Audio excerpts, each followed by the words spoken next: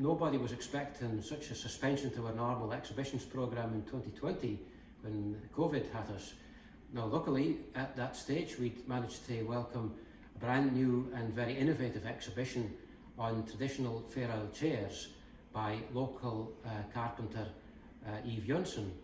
Now that's a very significant thing for Shetland's ethnographic history, because the Heritage Crafts Association have listed under critically endangered crafts list the Fair Isle chair and also Shetland straw basket work, and you'll see both of that in this exhibition. So I think we ought to go into the exhibition and to meet not just the chairs but to meet the maker herself. Here we are in the exhibition, and I'd like to introduce Eve herself, who's the creator of this wonderful show.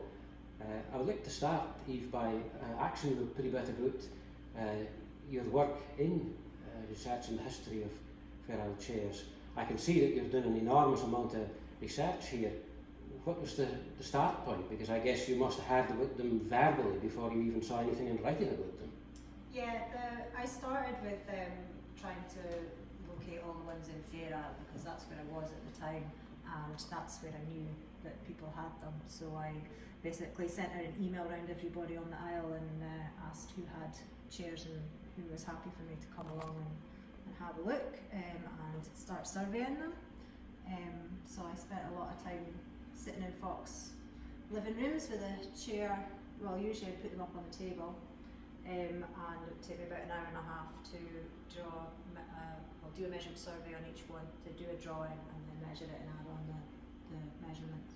But after I'd finished Fair Isle, I had put out a press release to Shetland and Orkney and a few other places, but I started to get chairs come in from Shetland and Orkney, and then there was ones in museums in Edinburgh, Highland Folk Museum, places like that, so I started travelling around to go and find them.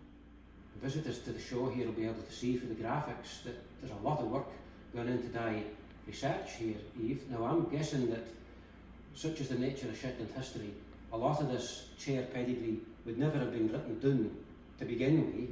It's going to depend on oral history. And I was also wondering, what are you looking for in the survey? Is it the types of timber? Is it how the chairs are made? What does a survey consist of? There's not a lot of written history about them, so a lot of oral history was collected. Just, you know, where did these chairs come from? What croft were they from? Or what did people know? Sometimes people didn't know very much. And in terms of what information I was collecting, well, the main thing for me was to get the physical dimensions, so in a way that I could then recreate them in the workshop, or somebody else would be able to. But then there's a lot of small bits of information that I wanted to collect and to see, I suppose, if I can tell more of a story from that, or perhaps be able to date them and things like that. It's impossible to date without oral history, so lots of little things that you might see that you could help maybe identify makers. It's the sort of things that you'd see were, you know, maybe some handwriting, maybe some maker's marks. There might be marks left when measuring things out that some makers left and some didn't. Different designs, different details that were done decoratively. Where the joints were pinned, then some makers did one thing, some did, you know, some did two, some did one, some had them very neatly at angles. Different methods of straw working. Some people used this timber row at the bottom of the first row of straw. So there was lots of little things that I've recorded, and hopefully in the future that would help me pull together a picture of, you know, who made what and when and that kind of thing. Throughout the Northern Isles, islanders had to make everything that they had in the home themselves, so it's no surprise that folk in Fair Isle made their own chairs. So what would you say defines a Fair Isle chair for any other chair in the Northern Isles? Because there are specific differences, or there were. What were they? Yeah, well, so my main criteria for what made a Fair Isle chair that I would survey was that it was said to be made in Fair Isle, and that was the only starting point. But once I got a lot of surveys under my belt, then certain characteristics started to stand out. So, for example, with the side chairs, 100% of the side chairs that I surveyed have got a curved edge to the seat and a curved seat rail, and that's not seen in other Orkney and Shetland side chairs. It's a really distinctive feature. They've also got tapering legs, which is kind of common in Scotland, but the legs taper on the outside rather than on the inside. And yeah, so that otherwise they sort of follow a fairly standard Shetland Orkney Scotland with a brander back and top rail. The armchairs have got a really distinctive kind of turned bobbin detail underneath the arms. That's very distinctive of Fairall. I've only found a couple of armchairs that have got that detail that are not definitely associated with Fairall, but who's to say that they actually weren't from there as well. And they often have a very decorative centre splat in the middle with some really lovely motifs.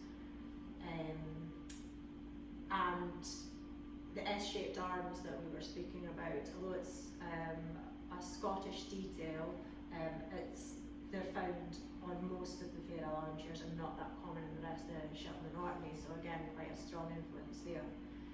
And the strawback chair, so obviously there's a big question of what was different between a Fairall strawback and a Orkney strawback chair, and there were some quite big differences. The frames themselves are very different. The Orkney chairs is sort of a wooden base with the uprights and the front arm support bolted on to the separate base, whereas in the Fairall chairs these pieces are all entirely notched and jointed in, so it's all been made as one piece in the first place. They generally have 2 drawers instead of the Orkney's more common 1 drawer. But the strawwork is the most unique part, most important part here, in that most of the Fairall strawback chairs are done with a knotted straw technique instead of being stitched like an Orkney. And it's that technique that's been recognised by the Heritage Craft Association as being endangered, and so they've put that on their red list. Stuart Thompson is the only person that was practising that technique, and he effectively revived it from extinction. So there's only him and myself learning, and a few others that have learned, but only a handful of people that know it. I suppose you could maybe say that the basic Fairall chair is the side chair, just your typical butt-end chair. Now, to the uninitiated, this looks like any other chair for the Northern Isles. So I wonder if you could maybe point out the main features to the spotter in the field, if they think that they've seen a chair in an outhouse and they wonder if it might be for Fairall. What are they looking for? The biggest telltale for me would be the curved side seat edges, and it's not just the seat, it's the actual rail itself. And all of the Fairall side chairs that I've surveyed have got that. They do seem to be quite decorative. I mean, these are 2 quite decorative examples. There's much plainer ones as well, but the Fairall men did seem to put a lot of effort into some of them. So this type of compass rose and hearts and sort of waves and scrolls are quite common details, and often with initials as well. Maybe might be made for a wedding or a birthday or a birth or something like that. Other examples of chairs that I've seen for Shetland as a whole can tend to have different ways that the tap rail here is incorporated into the taps of the legs here. Quite often the taps of the legs protrudes above the tap rail. Now, to me, that seems to differ quite strongly with this one, where it projects out the end. Is that a typical Fairall feature? Yes, that is actually. The Fairall top rails are always right over the top, as you say that, rather than in between the uprights. You'll notice it in other areas. I find that the Ness often have top rails that are in between uprights, and they'll have like a little circular ending to the upright. So I think that these are when you start to see that those details could be found in different areas as well. They would have their own language in different parishes. Before we leave the side chairs here, Eve, I can see that even standing for where I am, the top of the leg here, where the seat joins on, is different on this one to the one that does standing at the end. I can see that the top half of the leg is visible, whereas this is not here. Now, is that a Fair Isle feature, or is one of them more typical than the rest? This is fairly untypical. It is, and it's seen in the Fair Isle chairs. I think it's seen in other chairs too. I think it's called a diked seat when it's kind of set in like that. But it's a good way of perhaps identifying a maker. So you might see a few that are, that have used this design and be able to sort of recognise one maker over another has chosen to do it this way. Something we spoke about before, Eve, was the fact that in Fair Isle, of course, folk were depending on weight for the sea, and it was a precious commodity. And the feature I like about this one here is that you can see that they've kept this chair running as long as they possibly could, because the chair's been sitting on an earth floor and the ends of the legs has rotted off here, and it's been bigged up with what they called dental, which is boot leather for boot soles, so it's a nice feature that. This is pretty much a typical Fair Isle armchair we're looking at. Can you point out for folk the main features that distinguishes the Fair Isle version of the armchair?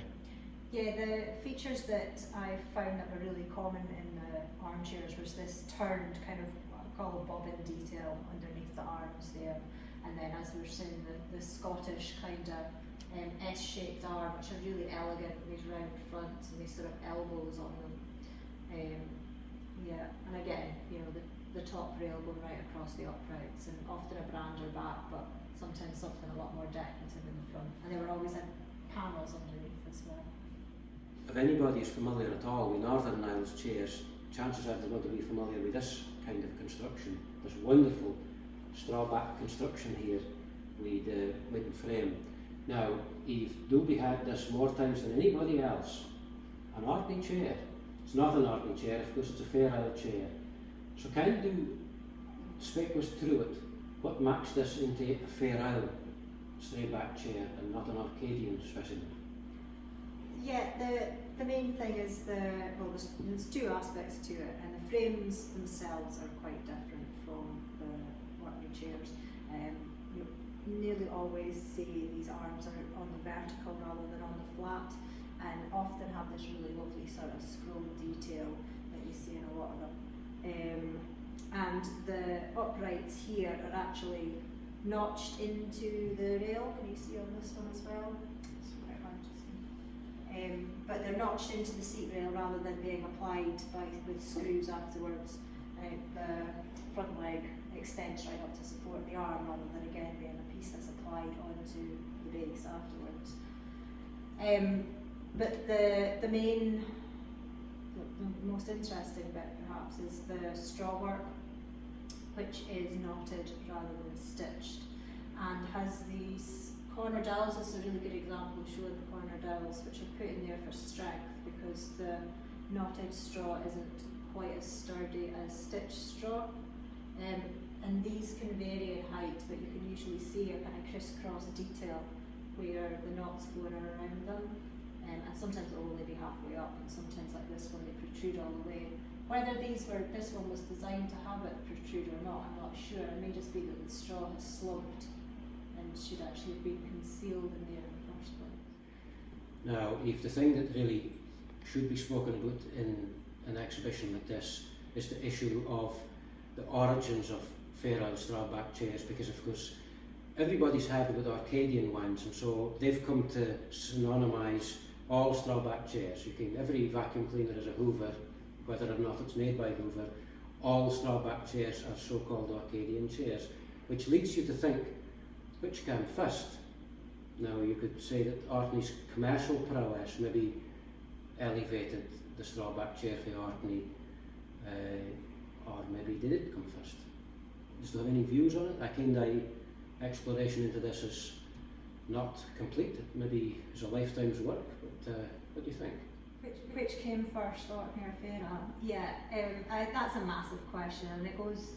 I mean, there's lots of people that have studied Orkney chairs and would love to know, when they first started, where did they first start, and it's a virtually impossible question. But I think my feeling is that when the Orkney chairs became really popular in the sort of late 19th century, is that correct? Get that right? And they started to sort of become produced for sale. I think that the Fair Isle they had very, very strong connections with Orkney at that time. It was sort of the mid 19th century, so up to 1860. And I think they saw what was going on in Orkney and liked these chairs and made them themselves as well. But I mean, there's no, I suppose with those really strong connections between Fair Isle and Orkney, who's to say that it didn't start in Fair Isle? Of course, long ago in Fair Isle, folk would have had depended on all the natural resources that they had available. And our through Shetland folk used to be very innovative making things with the stray because they didn't have weight. And my own view is that the Fair Isle chair is an example of something for that era in Shetland's past where we had to depend on stray before the era of huge shipwrecks, which was the 18th and 19th century. Just to think that's a possibility. Yeah, that's really interesting, and probably a very likely possibility. Although the period that I was looking at then, there were a lot of shipwrecks during that time. So in sort of mid 19th century and onwards, mid 19th century is probably the earliest chairs that I've found, and so anything earlier than that is long gone. But and in that period there were a lot of shipwrecks. There was an average of about one a year at least in the period that I was looking at, plus lost cargoes that weren't recorded as shipwrecks. So there was a lot of really, really good wood. So in that sense, I don't think straw was needed to replace timber in chair making. But perhaps earlier than that, yeah, that might well have been a possibility. Something which comes to mind specifically concerns this chair because it's a very eye-catching piece. It's one of the nicest ones in the show, I would say. And it's interesting that they put so much effort using stray in an era when wood would have been available. This, I presume, is a 19th century chair, and it's for a baron's chair. Can you tell me anything about this specific piece? It's a very nice one. Yeah, so this is actually a 20th century chair, and it was made for the Leslie family in Berkey by my great-grandfather.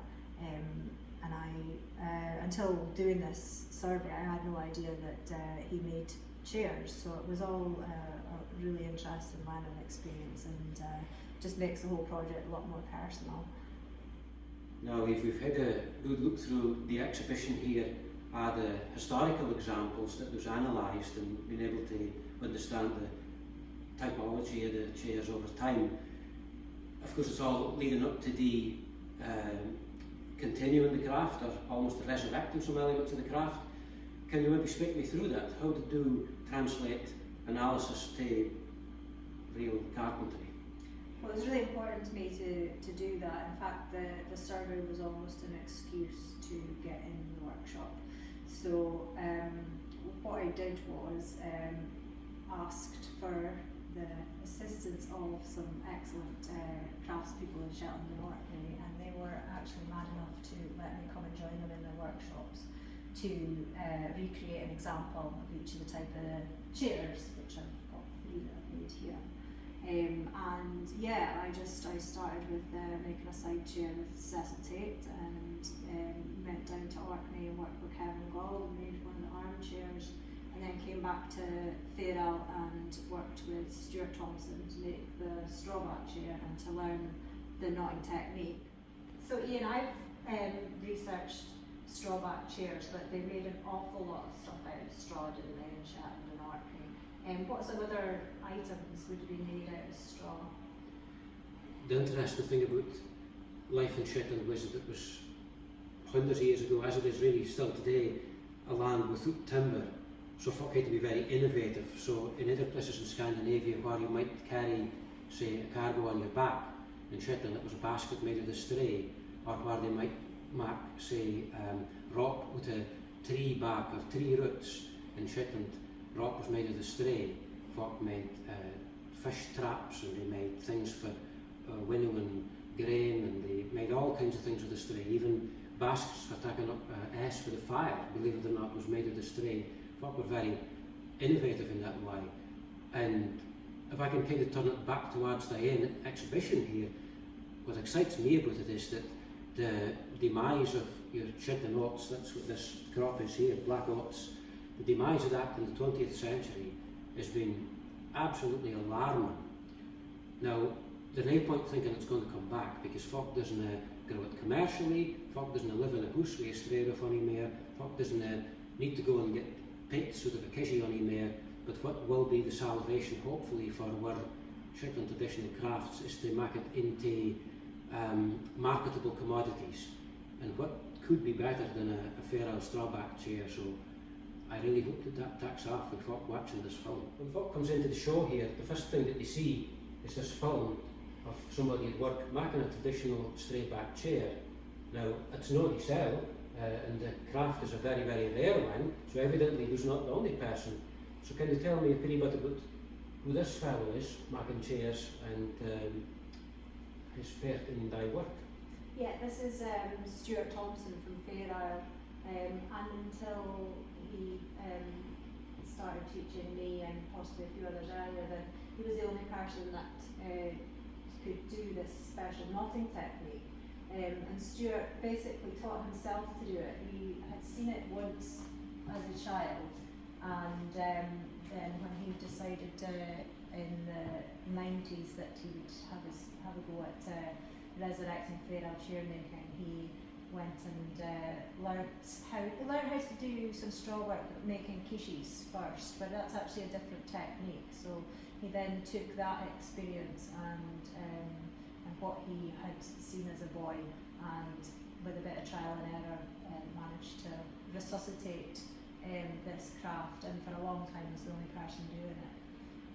And yeah, Stuart makes these amazing chairs. He's kind of put his own stamp on his great-grandfather's design, and he grows his own straw. It's all black oats that he grows on the croft, and he uses as much recycled timber as he possibly can. And I think the panels under these arms here, teak from a ship wrecked in 1898 that had also been the beams in a byre for a while as well. So he really keeps the whole sort of ethos of fair Isle chair making alive. But Stuart doesn't make chairs for sale anymore, he just does them for friends and family. So I made examples of each of the typical chairs from Fair Isle, and this one's a side chair which I made with the help of Tait paperwork. This is the first chair I've made. It's made out of an oak frame with reclaimed pine seat, and it's just a very, very typical chair. It's based on one from our family. It's got the rounded curve to the seat and the seat rails, pinned joints with the oak pins, and I used a technique that Cecil showed me with using peat to kind of give it a bit of an aged look, so kind of rubbing peat into the grain, so peat and graining, and then finished with natural oils. So this was the second one I made. I made it in Orkney with Kevin Gold at the Orkney Furniture Maker, and it's again based on a very typical Fair Isle armchair. The key bits being the turned sections here under the arms, and the S-shaped arms with these kind of elbows and the rounded pieces at the front there. There's a mixture of woods used here. I used oak and ash, which I treated slightly differently as well, just to show the differences in the wood, because you would often find in the old chairs that they were made of different types of timber. And I made my own design of a decorative splat to kind of include all of the different motifs that I'd seen whilst I'd surveyed, and it includes the compass rose and these kind of scrolly bits and heart shapes and stuff as well. So that was my own design, and actually used a CNC router for that. So during this I've used everything from hand tools, very old-fashioned hand tools, to really modern computer-aided carving equipment. So I got a really good breadth of experience. So this was the last chair that I made. I made this one back in Fair Isle in Stuart's workshop. I made the frame basically under my own steam, using all the skills that I'd learnt in the last 2 workshops. So put that one together. It's made out of sapelli, which is a sort of mahogany type wood and has this naturally dark colouring, and a bit of utility in the seat as well. Once I'd made the frame, I got Stuart to teach me the straw technique. So it's made out of black oats with cotton knotting each one of these. So each one of these strings is nailed on here, and it's one continuous string that's knotted all the way up the back. So you set out all of your strings first, and then knot it up as you coil the straw. It's got drawers, keeping your knitting, your Bible, your whiskey in. All of these things are traditional. And a typical scrolled arm detail, which is really common on the Fair ARMCHAIRS. It's only the more modern ones that don't have the scroll carved in. Well, many thanks to Eve for giving us such an interesting talk around her exhibition here. It's been very illuminating, not just, I'm sure, for all you watching, but also for myself. I'd also like to thank everybody for the public who lent items for this show. The show is also a partnership show as well between Eve as an outside exhibitor and Shetland Museum and Archives itself, because of course, as you can understand, we've got many things in our own collections here in the archive and museum, such as this item here, which normally live in storage, just like in all museums and archives. The majority of things at any one point in time are in storage and they have potential to come out on show. I had no idea that these chairs would be able to be used in such an innovative way, so it's really fantastic. We are now open. COVID restrictions, of course, are in force, so anybody wishing to come here, you'll need to book in advance, and you'll find on our website are the stipulations that have to be adhered to, but we are open. We're very much welcoming you to come along and also to enjoy this show online as well. So many thanks to you for visiting our virtual exhibition, and hope that you can visit more in the future.